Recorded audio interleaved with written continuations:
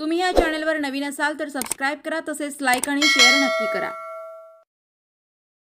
स्वर्गीय भारतनाना भालके यांची जयंती विविध सामाजिक उपक्रमांनी संपन्न। स्वर्गीय आमदार भारतनाना भालके यांनी नेहमी समाजहिताचेच कार्य केले। दिलीपबापू धोत्रे मातोश्री वृद्धाश्रमामध्ये मिष्टान्न भोजनाचे आयोजन। पंढरपूर मंगळवेढा मतदारसंघातील लोकनेते स्वर्गीय आमदार भारतनाना भालके यांच्या जयंतीनिमित्त महाराष्ट्र नवनिर्माण सेनेचे नेते दिलीप बापू धोत्रे यांच्या संकल्पनेतून गोपाळपूर येथील मातोश्री वृद्धाश्रम येथे गुरुवार फेब्रुवारी 13 रोजी वृद्ध वडीलधारी मंडळीसाठी मिष्टान्न भोजनाचे आयोजित करण्यात आले आहे। लोकनेते स्वर्गीय आमदार भारतनाना भालके यांचे समाजकार्य मोठे होते। गोरगरिबांच्या अडचणी सोडवायचे व पंढरपूरच्या जनतेच्या मनात त्यांचे मोठे स्थान आहे।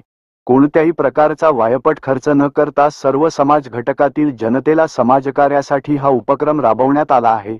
स्वर्गीय आमदार भारतनाना भालके यांनी नेहमी समाजहिताचेच कार्य केले होते। यापुढेही हे कार्य अविरतपणे सुरू ठेवणार असल्याचे मनसे नेते दिलीप बापू धोत्रे यांनी भावना व्यक्त केली। याप्रसंगी ज्येष्ठ समाजसेवक अरुण भाऊ कोळी, मनसे तालुकाध्यक्ष शशिकांत पाटील, संदीप रणनवरे, गणेश पिंपळनेरकर, दत्ता वलेकर, आदिनाथ भोसले, प्रदीप परचंडे, सूरज देवकर, आकाश बंदपट्टे, ओंकार पिसे यांच्यासह आदी पदाधिकारी व कार्यकर्ते मोठ्या संख्येत उपस्थित होते। आज स्वर्गीय भारतनाना भालके यांची जयंती आहे। तुम्ही आज हा उपक्रम राबवलाय, काय सांगू शकता? लोकप्रिय आमदार स्वर्गीय भारतनाना भालके यांची आज 65वी जयंती आहे आणि या जयंतीचं निमित्त आज या ठिकाणी महाराष्ट्र नवनिर्माण सेनेच्या वतीनं गोपाळपूर येथील वृद्धाश्रमामध्ये सर्व माता भगिनी वडीलधारी मंडळी यांना मिष्टान्न भोजनाचं आयोजन या ठिकाणी करण्यात आलं होतं।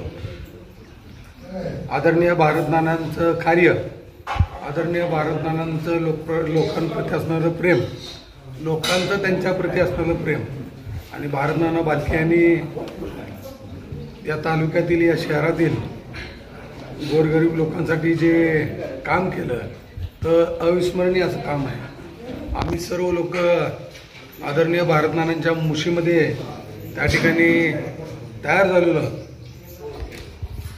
आज भारतनानांना या ठिकाणी विनम्र अभिवादन करताना त्यांच्या पावलावर पाऊल ठेवून त्यांचं जे कार्य होतं, त्यांचं जे स्वप्न होतं ते साकारण्यासाठी आज पंढरपूरमध्ये वेगवेगळ्या भागामध्ये आम्ही हे उपक्रम राबवत आहोत।